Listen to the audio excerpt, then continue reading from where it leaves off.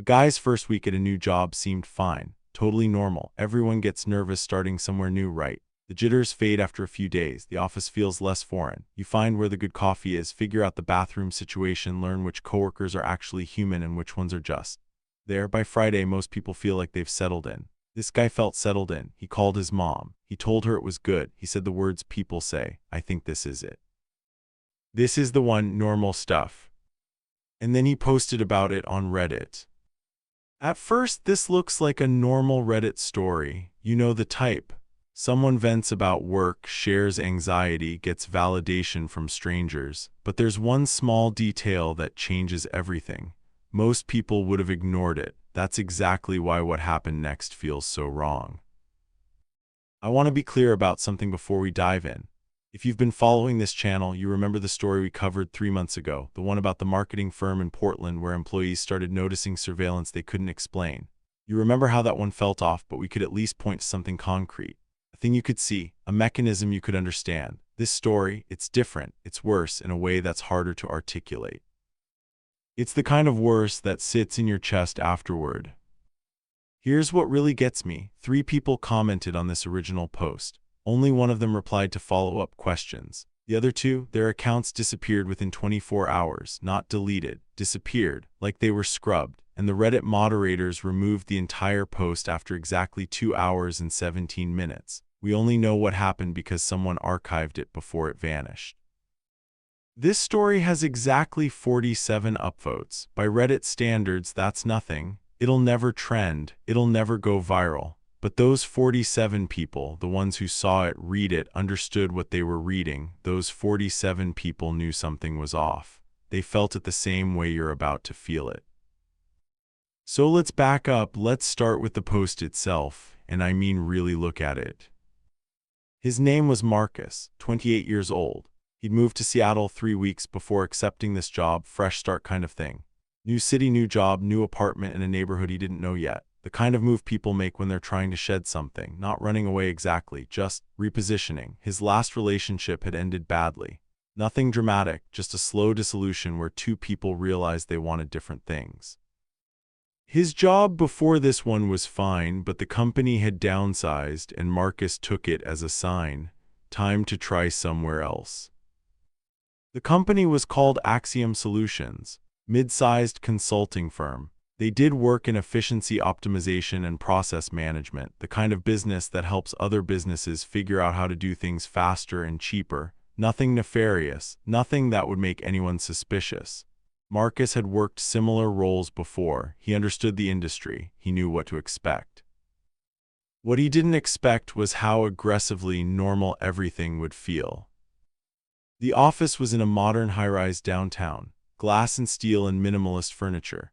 They had the typical startup culture trappings, a ping-pong table in the break room, a refrigerator stocked with fancy sparkling water, a sign that said "Dream Big" above the elevator bank. The kind of place where every wall was painted a calming gray-blue, and every desk had a plant that looked like someone was being paid to make sure it didn't die. It was the corporate equivalent of a smile that doesn't reach the eyes. Marcus's manager was a woman named Sarah. 45, sharp dress sense, the kind of person who clearly climbed the ladder with intention. She was welcoming without being warm, professional in a way that felt almost scripted. On his first day, she gave him a tour, introduced him to people, and told him the company had exceptionally low turnover. She said it with pride. People who join Axiom stay with Axiom, she'd said, and Marcus had nodded and thought, that's good, that means stability. His coworkers were mostly between 30 and 45. They had the vague friendliness of people who see each other 8 hours a day but don't really know each other. There was Derek, an analyst with a dry sense of humor and a wedding ring he never mentioned. There was Priya, who was aggressively positive and always seemed to know everyone's business. And there was James, older than the rest, quiet, who'd worked there for 7 years. 7 years. Marcus asked him if he liked it here, and James had taken a long pause before saying, "It's stable work," which felt like the most honest thing anyone had told him all day. The job itself was straightforward. Marcus was hired as a consultant level 2. His role was to help clients identify operational inefficiencies and develop solutions. It was the kind of work that was mentally engaging but emotionally neutral.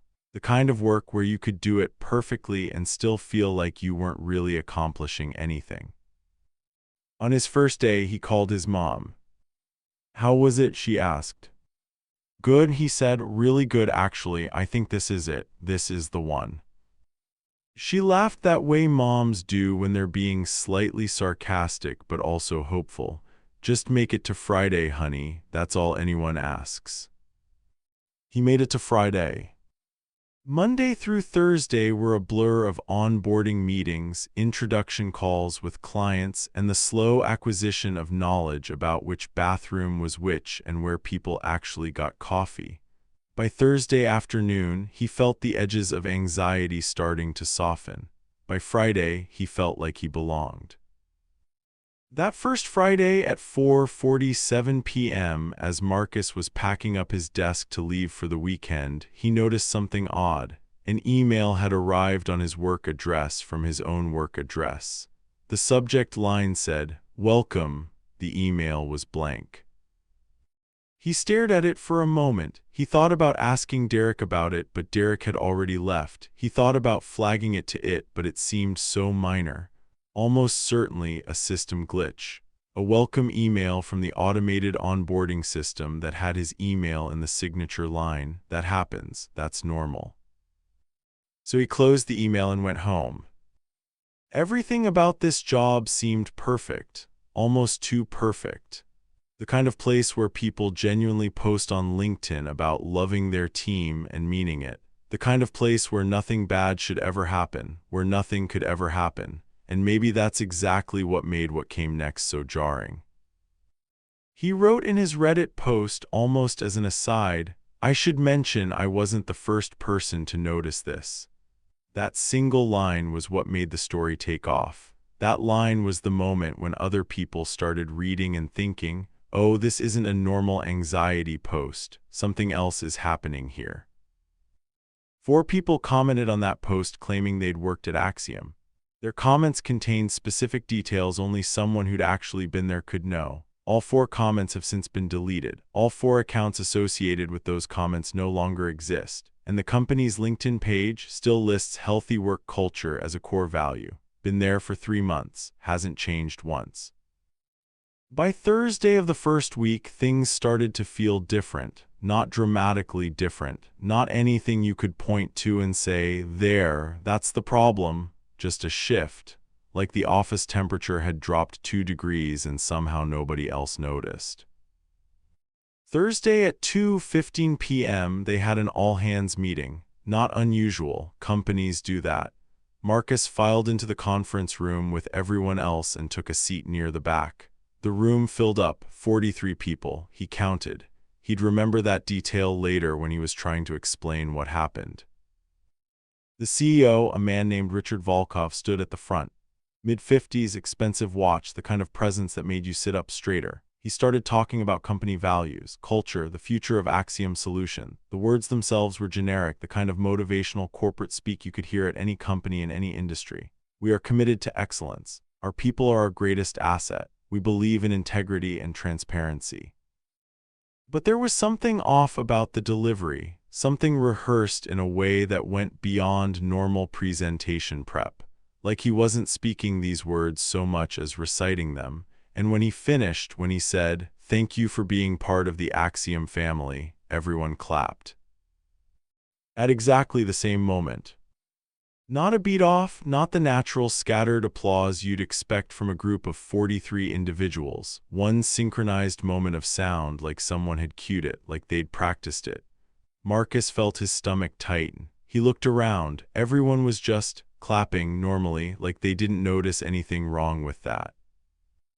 He rationalized it immediately. He was tired. It was his second week. His brain was probably just misfiring. They probably did practice that for investor presentations. That's a normal thing companies do, right?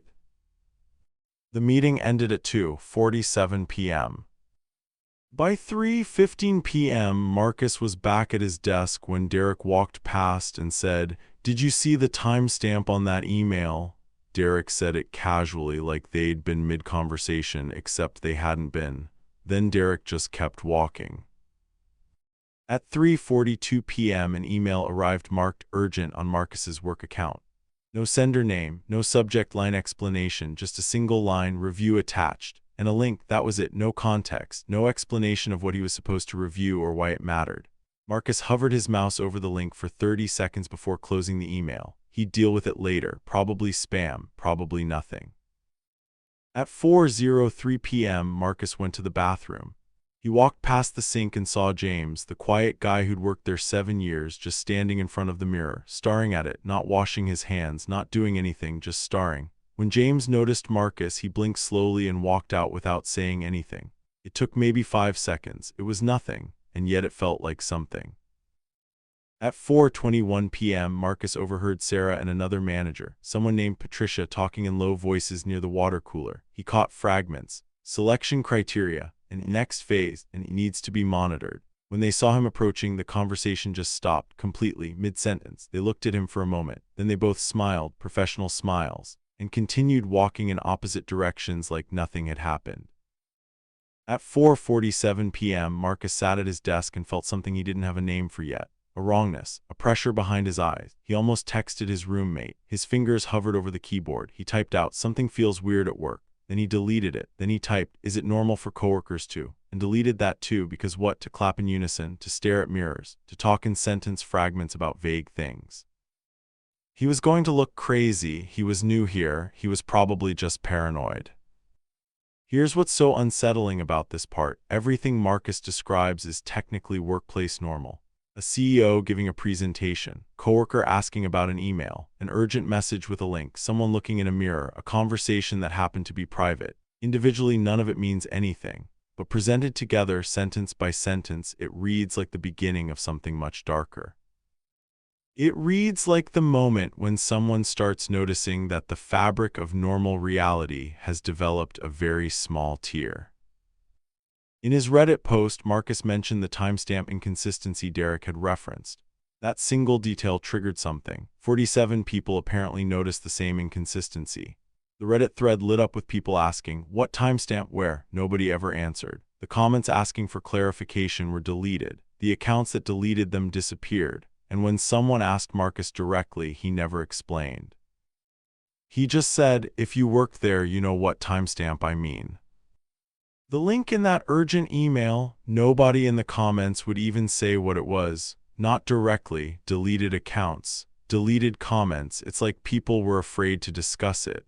Like saying what was in that link might trigger something. Like it was dangerous information that got you flagged somehow.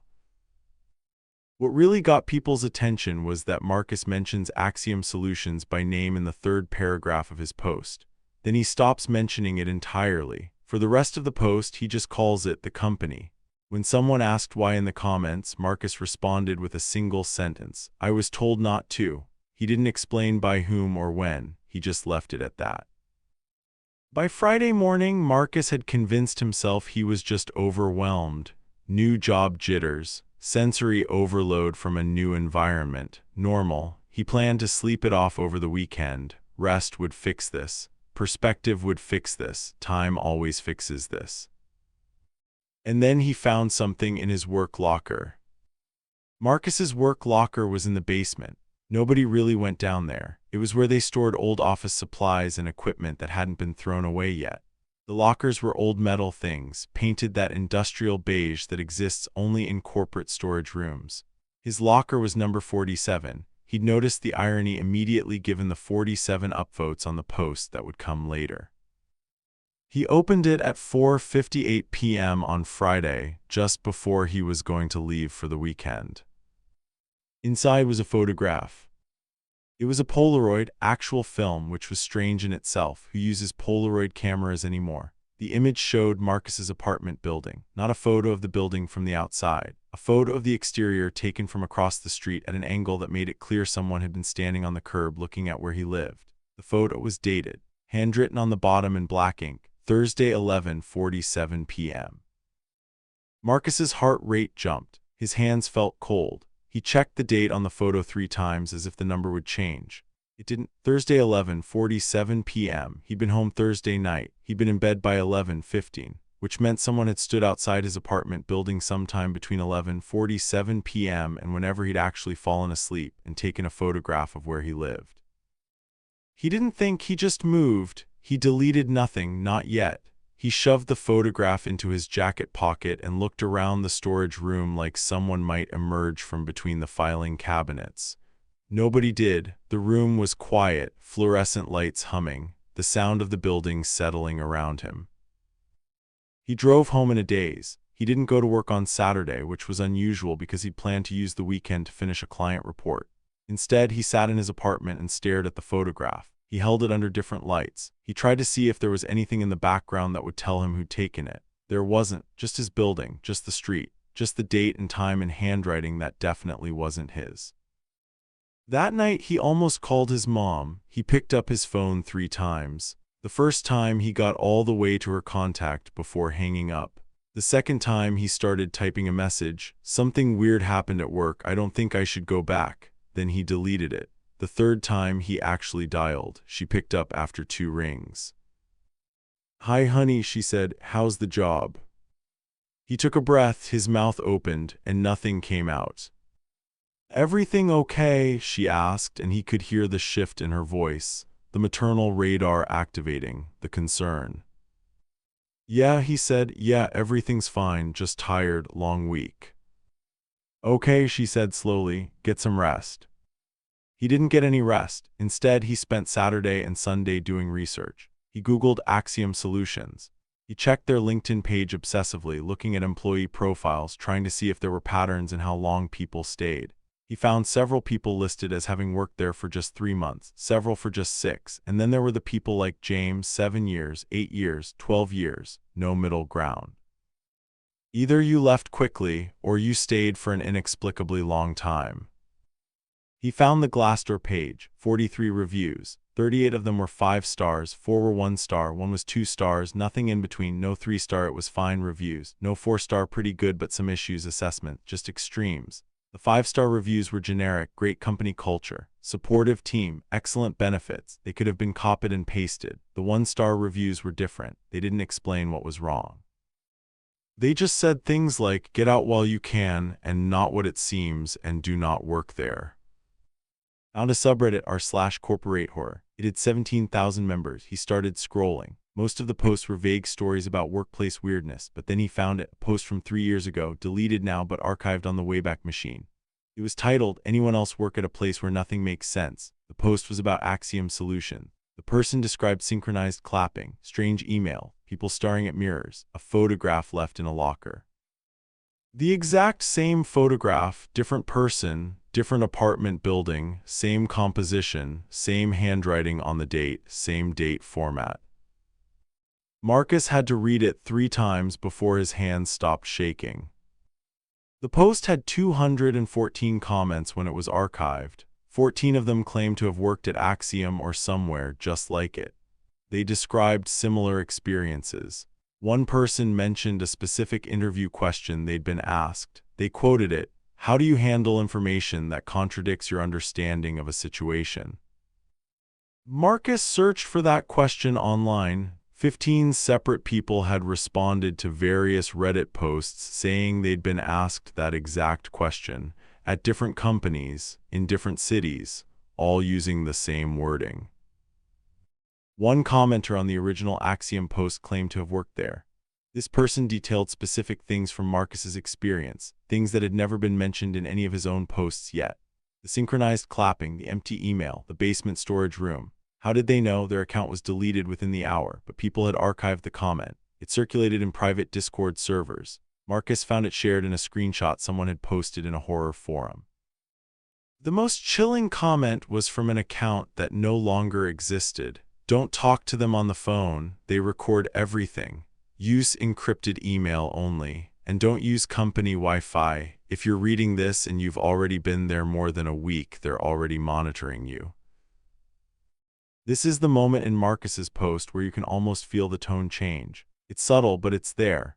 The shift from "new job" feels weird to "I think something is happening and I need to know what it is." That transformation, that desperation to understand something you can't quite articulate, that's the moment when people start making dangerous choices. That's the moment when curiosity becomes obsession, when caution becomes recklessness. Marcus should have quit on Saturday. Everything in the research pointed to the same conclusion: leave immediately, don't give notice, just don't show up. But he didn't. Instead, he did something else. He made a choice. He decided to go back just one more week. He was going to figure out what was actually happening, and then he'd decide what to do about it. Looking back at his post, he admitted something that would haunt the comment section. This was probably stupid. Most people agreed. People commented, "This is where I would have quit. Why did you go back? Run." But he did go back anyway. He went back Monday morning like nothing had happened. He had a plan, nothing sophisticated, just methodical. He was going to look at things, ask questions, pay attention. What he didn't anticipate was how dangerous it would be to actually start seeing clearly. The first thing he did was request a password reset from it. He told them he'd forgotten his credentials to the internal personnel database. It was a reasonable request. A new employee forgetting passwords happened all the time. They reset it without question. Once he had access, he started looking at employee records, not aggressively, just browsing, checking who had been there the longest, who had left recently. And he noticed something immediate. There were employee files for people he'd never seen in the office. Names listed as active employees with no desk assignments. No department, no clear role, just employment records showing they'd been there for anywhere from 6 months to 3 years.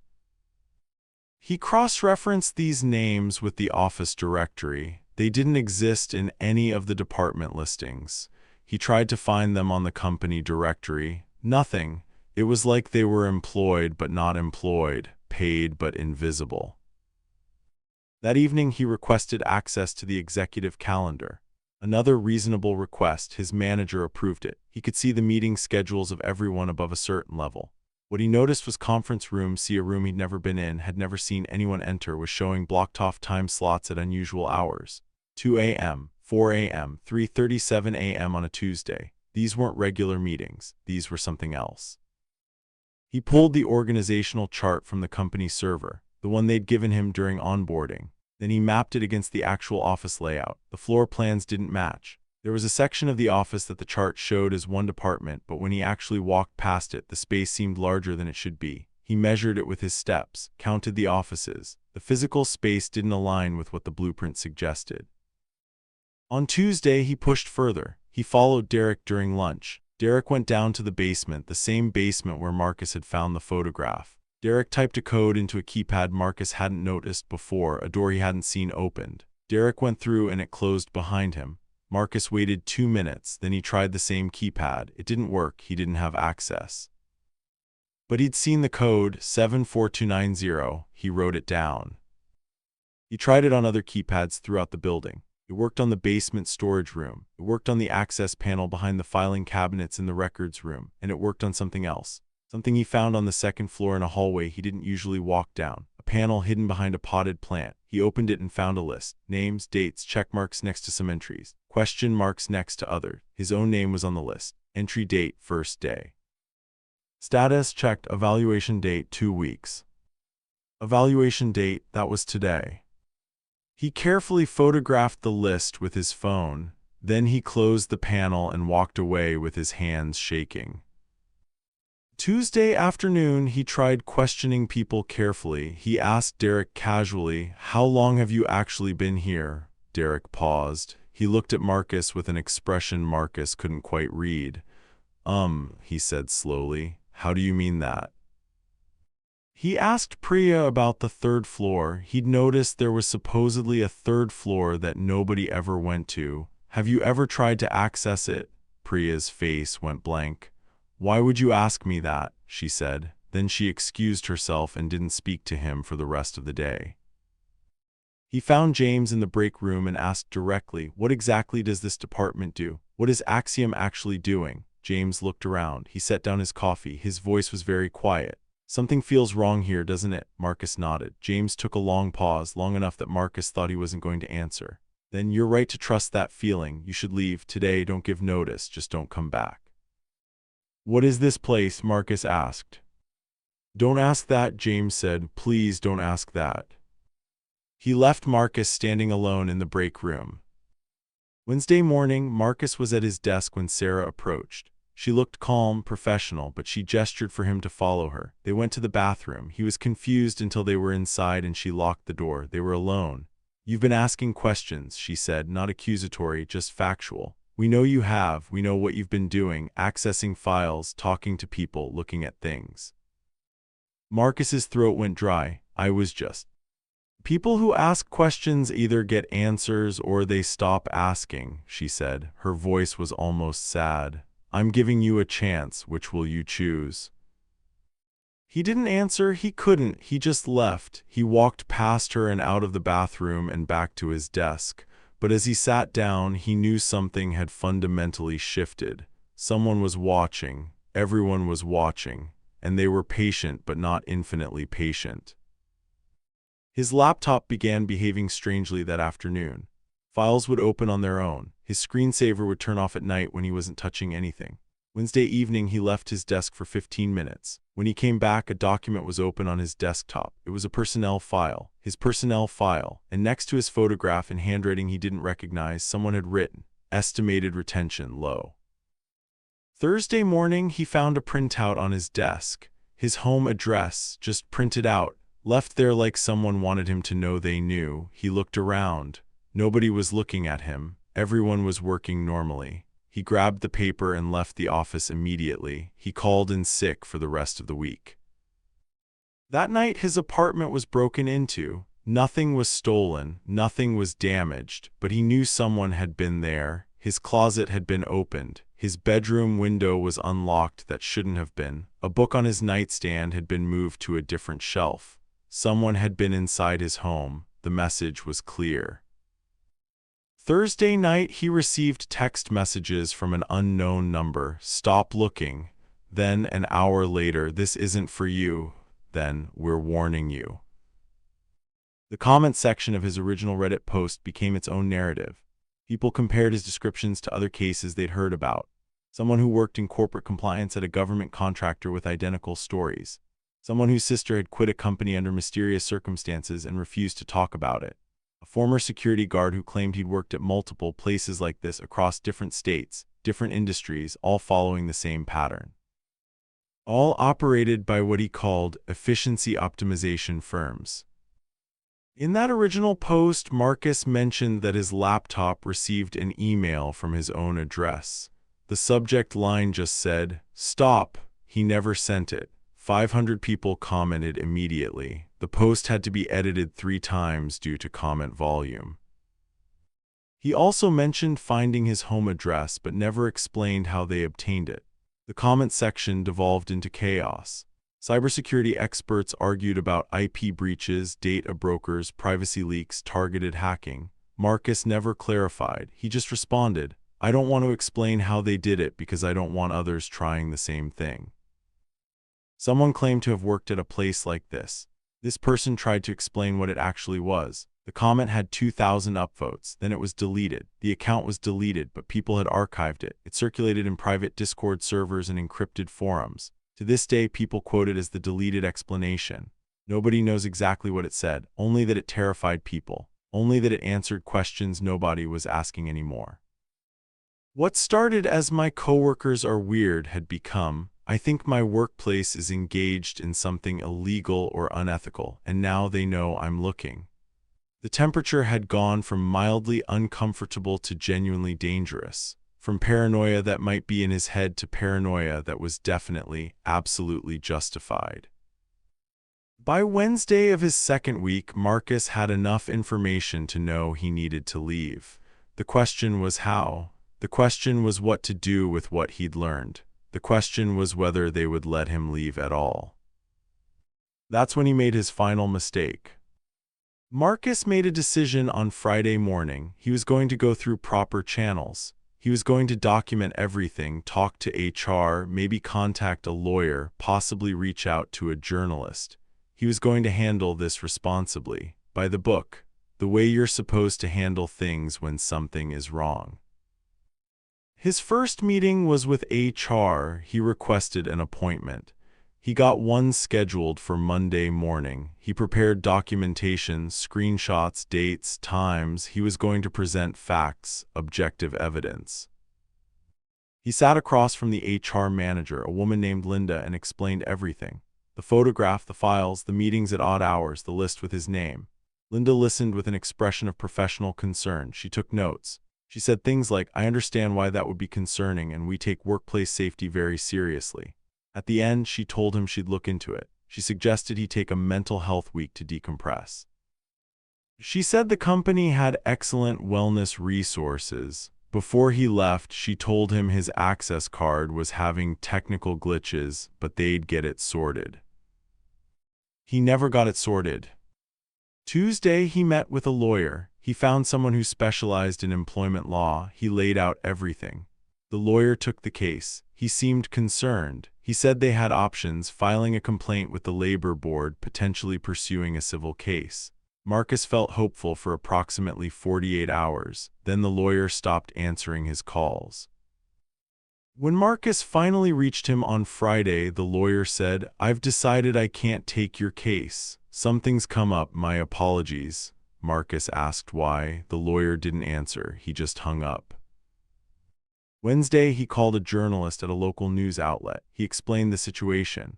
The journalist was interested. He asked detailed questions. He said this sounded like something they should investigate. They scheduled a follow-up call for Thursday. Thursday came. The journalist didn't call. Marcus reached out. The journalist replied by email, "After further consideration, I don't think this is something we can pursue at this time. Best of luck."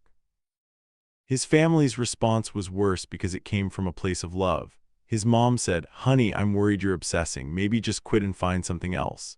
His sister said, "Have you thought about talking to someone like a therapist?" His dad didn't say anything, which somehow hurt more. When Marcus showed them the photographs and the files, they looked at him with an expression he'd never seen before: doubt, concern. Like they were worried about him in a way that made him feel less grounded in reality, not more. His roommate was blunt: "Dude, conspiracy thinking is a rabbit hole. Once you start seeing patterns everywhere, you can't stop. You're spiraling." Even his therapist, he'd started seeing someone through the company's wellness program, suggested it was anxiety manifesting as pattern seeking. "Have you considered that anxiety about a new job might be manifesting as patterns you're seeing?" she'd asked gently. And Marcus realized with sickening clarity that she was probably reporting everything he said back to them. The company's response was even more subtle. On Monday, Richard Volkov called an all-hands meeting. He talked about supporting our team through challenging transitions. He announced new wellness initiatives. The email that followed was addressed to Marcus in subtle ways only he would understand. It discussed employees who may be experiencing stress and resources available for those going through difficult periods. It was gaslighting on an organizational level. His access card stopped working on Wednesday, not revoked officially. It just didn't work. When he asked it about it, they said it was a glitch in the system. They'd send him a new one. They never did. By Thursday, Marcus understood something fundamental. There were no authorities. The police wouldn't care about this. No crime had technically been committed. The labor board moved too slowly. Journalism required sources and verification and editorial oversight, and apparently someone had convinced journalists everywhere that his story wasn't worth pursuing. His lawyer had abandoned him. His family thought he was paranoid. The systems that were supposed to protect people didn't protect against something this systematic, this subtle, this perfectly legal on the surface. So he did the only thing left. He went public. He created a throwaway Reddit account. He typed out everything: names, dates, details about the photograph, the hidden panel, the list, the timeline. He included enough specific information that anyone who'd worked there would immediately recognize it. But he was careful not to include anything that constituted slander or actionable libel. He posted it Sunday night at 11:33 p.m. By 2 a.m., it had 200 upvotes. By 6 a.m., it was on the front page. By 8 a.m., it had 1,500 comments.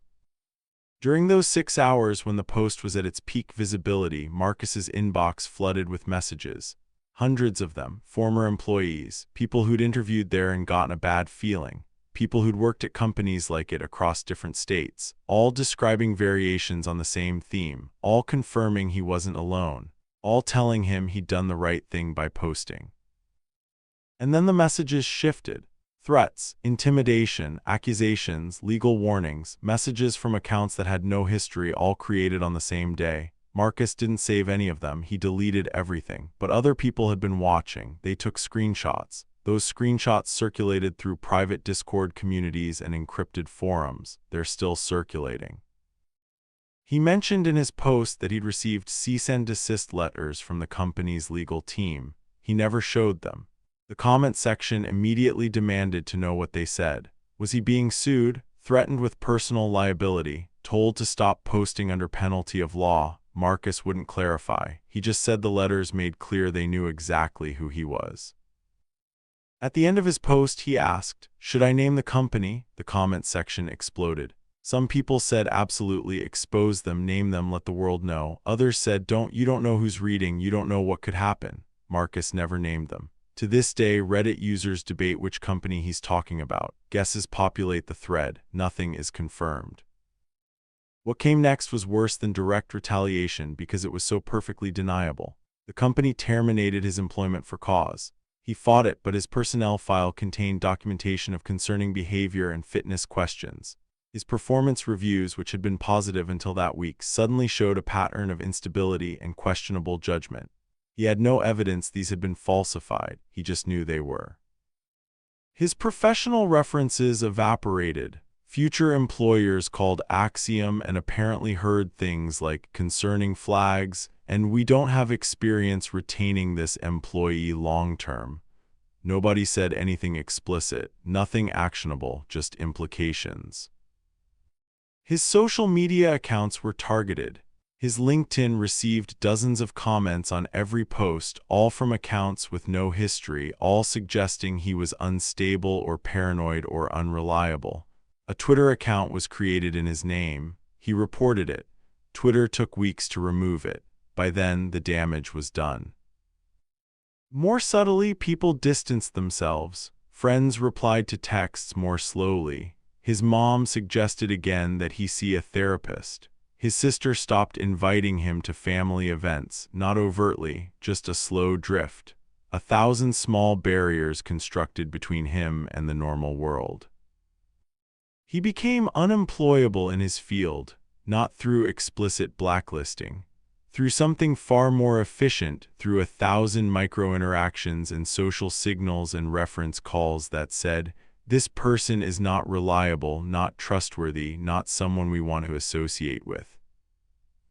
In his final paragraph, Marcus wrote something that made the comment section go silent.